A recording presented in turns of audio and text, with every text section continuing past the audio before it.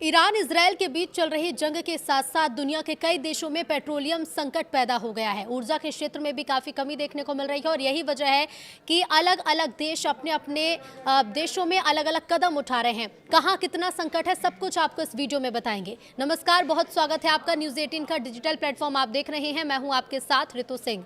दुनिया एक बार फिर संकट के दौर में खड़ी दिख रही है, जहां हालात धीरे धीरे 2020 की याद दिलाने लगे हैं। फर्क यहां पर सिर्फ इतना है कि इस बार वजह कोई वायरस नहीं है, बल्कि तेल और गैस की सप्लाई पर आया बड़ा झटका है। मिडिल ईस्ट में स्ट्रेट ऑफ हॉर्मुज के आसपास बढ़ते तनाव और ईरान अमेरिका इजरायल के बीच जारी टकराव ने तेल सप्लाई को बड़ा झटका दिया है। अगर ऐसे ही हालात कुछ दिन रहे तो जल्द ही कई देशों में लॉकडाउन की स्थिति बन सकती है। हालांकि ये लॉकडाउन कोविड-19 जैसा लॉकडाउन नहीं होगा, बल्कि इसे एनर्जी लॉकडाउन कहा जा सकता है। कई देशों में एनर्जी लॉकडाउन जैसे कदम उठने भी लगे हैं। पाकिस्तान, थाईलैंड, वियतनाम, बांग्लादेश और फिलीपींस जैसे देशों में पेट्रोल डीजल की खपत कम करने के लिए बड़े पैमाने पर वर्क फ्रॉम होम लागू किया जा रहा है। इसके साथ ही ऑफिस और घरों में एसी का तापमान 26 डिग्री या उससे ऊपर रखने के निर्देश हैं। कई जगहों पर स्कूल कॉलेज भी ऑनलाइन कर दिए गए हैं ताकि ट्रांसपोर्ट में होने वाले ईंधन खर्च को कम किया जा सके।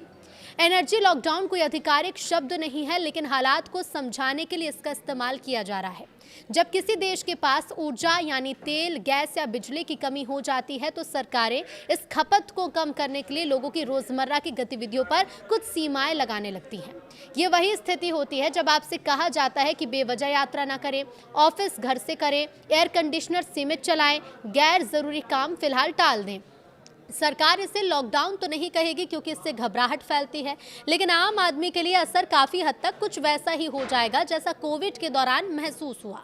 फर्क सिर्फ इतना होता है कि इस बार मकसद बीमारी रोकना नहीं बल्कि ऊर्जा बचाना है।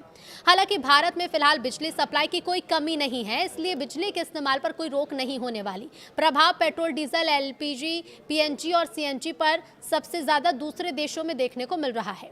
ईरान युद्ध के कारण स्ट्रेट ऑफ हॉर्मुज लगभग बंद है दूसरे देशों के लिए, जो दुनिया के करीब 20% तेल और एलएनजी का परिवहन करता है। इसके अलावा दोनों पक्षों ने गल्फ क्षेत्र में तेल गैस सुविधाओं पर हमले किए हैं, जिससे वैश्विक एनर्जी संकट गहराया है।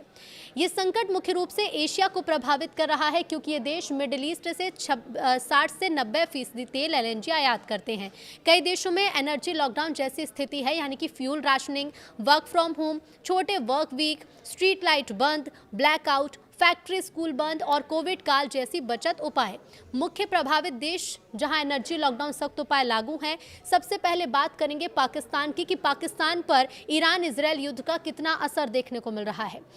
स्ट्रेट ऑफ हॉर्मुज में तेल और गैस के जहाज ईरान के टारगेट पर हैं। ऐसे में पाकिस्तान की अर्थव्यवस्था चरमराती हुई नजर आ रही है। सैलरी में कटौती, सरकारी खर्चों पर लगाम के बाद अब पाकिस्तान में पेट्रोल के दाम बढ़ा दिए गए हैं। पाकिस्तान में तेल पर हर लीटर पर 200 रुपए का टैक्स बढ़ाया गया है। पाकिस्तानी सरकार ने ये टैक्स लग्जरी वाहन में इस्तेमाल होने वाले हाई ऑक्टेन ईंधन पर लगाया है। पाकिस्तान सरकार ने हाई ऑक्टेन ईंधन पर शुल्क को 100 रुपए से बढ़ाकर 300 रुपए प्रति लीटर करने का फैसला किया। अगर ईरान और अमेरिका के बीच जारी जंग जल्द नहीं थमी तो पाकिस्तान की हालत और खराब हो जाएगी, क्योंकि उनका तेल का भंडार बस कुछ ही दिनों का बचा हुआ है। पाकिस्तान में भारी संकट देखने को मिल रहा है। पाकिस्तान अपने पेट्रोलियम आयात का लगभग 70% हिस्सा मिडिल ईस्ट से ही मंगाता है। ईरान और इजरायल युद्ध के कारण जहाजों के आवागमन के मुख्य मार्ग और आपूर्ति चेन बुरी तरह से प्रभावित हुई है। स्ट्रेट ऑफ हॉर्मुज में पाकिस्तान के तेल और गैस वाले टैंकर फंसे हैं। ईरान उसे निकलने भी नहीं दे रहा, जिसकी वजह से पाकिस्तान पर ऊर्जा संकट के बादल मंडराने शुरू हो गए हैं। अगर स्थिति नहीं सुधरी तो पाकिस्तान के हालात कितने खराब हो सकते हैं, उसकी सिर्फ कल्पना ही की जा सकती है। पाकिस्तान में ऊर्जा संकट इसलिए भी गहराता नजर आ रहा है क्योंकि उसके पास कोई बड़ा तेल भंडार नहीं। ऐसे में अगर सप्लाई रुक जाए तो पाकिस्तान के लिए बहुत दिनों तक खुद को संभालना बहुत मुश्किल हो जाता है। हालात ये है कि पिछले काफी दिनों से पाकिस्तान की तेल और गैस की सप्लाई प्रभावित है। पाकिस्तान के अधिकारियों के मुताबिक पाकिस्तान का तेल और गैस का रिजर्व भंडार अब खत्म हो रहा है। लगभग 7 दिनों के कच्चे तेल, 17 दिनों के लिए डीजल, 20 से 22 दिनों के लिए पेट्रोल, 10 दिनों के लिए जेट फ्यूल का स्टॉक और सिर्फ 6 दिनों का एलपीजी रिजर्व बचा है। ऐसे में अगर पाकिस्तान को किसी देश से तेल और गैस की आपूर्ति नहीं की गई तो उसकी मुश्किलें काफी बढ़ जाएंगी। ऊर्जा संकट से निपटने के लिए पाकिस्तान ने कई कड़े कदम उठाए हैं। पाकिस्तान की ARY न्यूज़ एजेंसी के मुताबिक पाकिस्तान ने रविवार को हाई ऑक्टेन ईंधन की कीमत में 200 पाकिस्तानी रुपए यानी PKR की वृद्धि करने का फैसला लिया, जो पहले 100 पाकिस्तानी रुपए से बढ़कर 300 पाकिस्तानी रुपए हो जाएगा। अब बात करते हैं फिलीपींस की। फिलीपींस में 4 दिन का वर्क वीक रखा गया है। फ्यूल बचाने के लिए गैस स्टेशन बंद होने लगे हैं। ईंधन आपूर्ति बाधित होने और अर्थव्यवस्था पर पड़ रहे व्यापक असर को देखते हुए फिलीपींस ने राष्ट्रीय ऊर्जा आपातकाल की घोषणा कर दी है। राष्ट्रपति फर्डिनेंड मार्कोस जूनियर ने मंगलवार देर रात कार्यकारी आदेश जारी कर ऐलान किया। सरकार के मुताबिक ईंधन आपूर्ति में भारी कमी का खतरा मंडरा रहा है। राष्ट्रपति मार्कोस ने कहा कि ऊर्जा आपूर्ति की स्थिरता बनाए रखना, आर्थिक गतिविधियों को जारी रखना और जरूरी सेवाओं की निरंतरता सुनिश्चित करना बहुत जरूरी है। बुधवार को टेलीविजन संबोधन में मार्कोस ने बताया कि आदेश एहतियाती कदम के रूप में उठाया गया ताकि सरकार को ऊर्जा आपात स्थिति से निपटने के लिए अधिक विकल्प मिल सके। उन्होंने विश्वास जताया कि देश के पास मौजूदा 45 दिन के तेल भंडार के अलावा भी तेल की निरंतर आपूर्ति सुनिश्चित की जा सकेगी और अगले बुवाई मौसम तक उर्वरक की पर्याप्त उपलब्धता बनी रहेगी। गौरतलब है कि फिलीपींस ने आखिरी साल 2020 में कोविड-19 महामारी के दौरान राष्ट्रीय आपातकाल घोषित किया था। 45 दिनों का तेल भंडार फिलीपींस के पास बचा हुआ है। ईरान युद्ध को देखते हुए कई देश तेल संकट से निपटने को उपाय कर रहे हैं, लेकिन फिलीपींस औपचारिक रूप से राष्ट्रीय ऊर्जा आपातकाल घोषित करने वाला पहला प्रमुख देश बन गया है। इस महीने फिलीपींस की मुद्रा पेसो एशिया की सबसे खराब प्रदर्शन करने वाली मुद्रा में रही, जिसमें करीब 4% की गिरावट हुई। शेयर बाजार में भी लगभग 9% की गिरावट आई। देश अपना लगभग सारा तेल मध्य पूर्व से आयात करता है। रिपोर्ट के मुताबिक 20 मार्च तक उनके पास 45 दिन का ही तेल भंडार था। राष्ट्रपति मार्कोस ने मंगलवार को बातचीत में ये चेतावनी दी कि जेट ईंधन की कमी के कारण विमानों की उड़ान रोकना एक स्पष्ट संभावना है। फिलीपीन एयरलाइंस के अध्यक्ष ने बुधवार को बताया कि कंपनी ने जून के अंत तक अपनी ईंधन जरूरतें पूरी करने के लिए पर्याप्त स्टॉक सुरक्षित कर लिया है, लेकिन उसके बाद की स्थिति अनिश्चित बनी है। राष्ट्रपति विशेष समिति का गठन भी करेंगे। आपातकाल की घोषणा के तहत राष्ट्रपति एक विशेष समिति बनाने जा रहे हैं जो ईंधन, भोजन, दवाइयां, कृषि उत्पाद और अन्य आवश्यक वस्तुओं की उपलब्धता और वितरण सुनिश्चित करेगी। ये समिति ऊर्जा प्रबंधन के उपाय की निगरानी के साथ प्रभावित क्षेत्रों और उपभोक्ताओं को सहायता पहुंचाने का काम भी करेगी। अब बात श्रीलंका और वियतनाम की। तो देखिए, फ्यूल सेविंग मोड में है। राशनिंग और सीमित उपयोग यहाँ पर भी किए जा रहे हैं। ईरान पर अमेरिका इजरायली हमलों के बीच श्रीलंका की तटस्थ रहने की कोशिश है। उसकी विदेश नीति के लिए ये एक अहम परीक्षा बन गई है। पिछले हफ्ते श्रीलंकाई राष्ट्रपति अनुरा कुमारा दिसानायके ने कहा था कि इस संघर्ष में शामिल किसी भी पक्ष की सैन्य संपत्ति का श्रीलंका में स्वागत नहीं है। इस दौरान उन्होंने संसद को यह भी बताया कि फरवरी के आखिर में सरकार ने 2 अमेरिकी लड़ाकू विमानों को मट्टाला हवाई अड्डे पर उतरने की अनुमति देने से मना कर दिया। इसके साथ ही 3 ईरानी नौसैनिक जहाजों को श्रीलंका में लंगर डालने के अनुरोध को भी ठुकरा दिया। श्रीलंका आजादी के बाद से ही एक गुटनिरपेक्ष तटस्थ देश रहा है। हालांकि इसका प्रमुख कारण किसी भी दूसरे शक्तिशाली मुल्क द्वारा भाव न दिया जाना भी था। श्रीलंका शुरू से आर्थिक और सैन्य रूप से कमजोर देश रहा है। ऐसे में वो ना तो पहले और ना ही अब किसी भी देश को नाराज करने का जोखिम उठा सकता है। अब ऐसे में श्रीलंका के आसपास भी काफी संकट मंडरा रहा है। श्रीलंका में भी उद्योगों के लिए खासतौर पर पश्चिमी देशों के बाजारों पर निर्भरता है। कुल कपड़ा आयात का यहाँ 40% से ज्यादा हिस्सा अमेरिका भेजा जाता है और ऐसे में अगर अमेरिका नाराज होता है तो इसके तत्काल आर्थिक दुष्परिणाम दिखने लगेंगे। ऐसे में फिलीपींस में भी आपने देखा कि 4 दिन का वर्क फ्रॉम होम अनिवार्य कर दिया गया है और कई फ्यूल स्टेशन यहां पर बंद भी होने लगे हैं। अब बात कर लेते हैं बांग्लादेश की कि बांग्लादेश पर इस संकट का कितना प्रभाव है।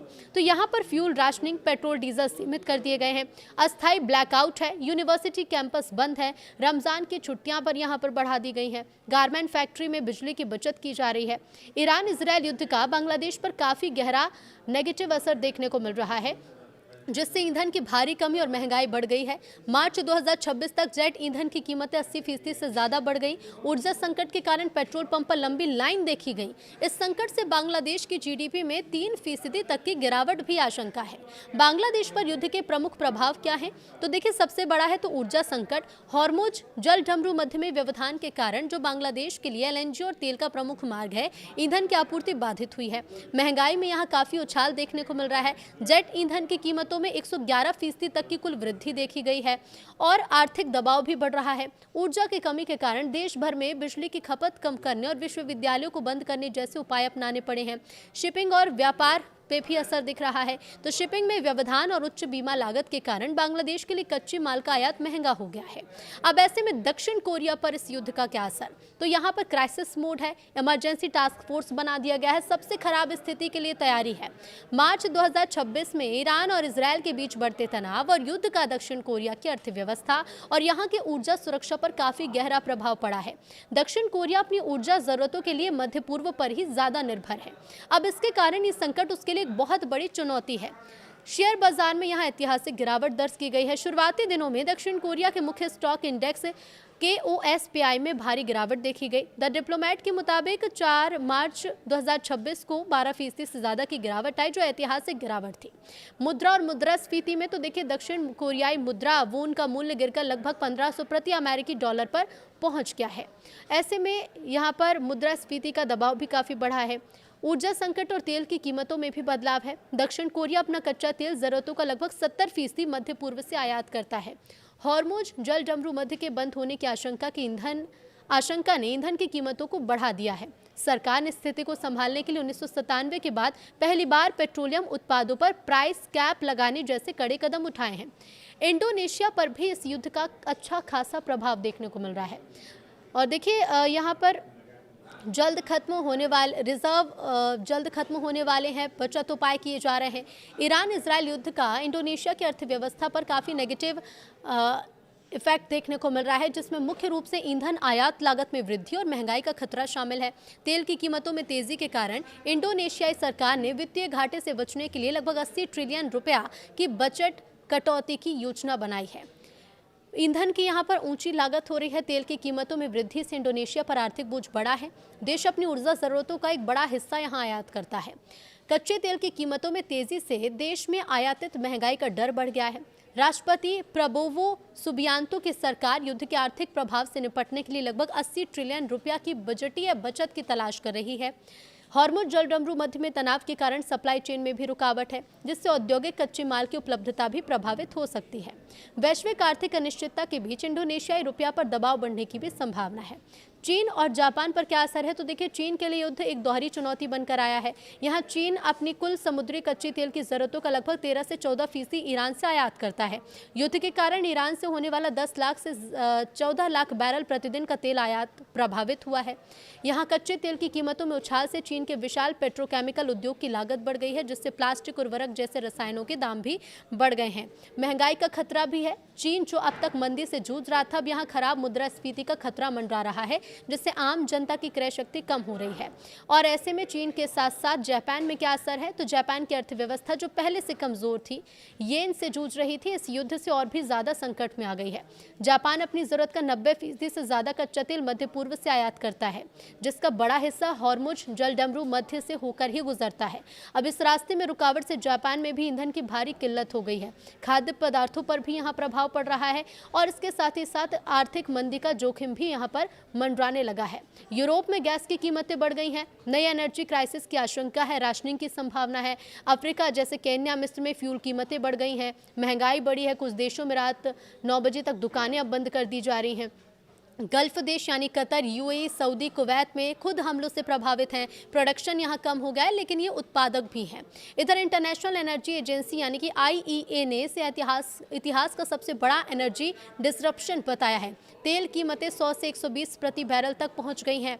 अब ऐसे में वर्क फ्रॉम होम, धीरे ड्राइविंग, गैस स्टोव कम उपयोग, फैक्ट्री बंद करने जैसी अपीलें दूसरे देशों में की जा रही हैं।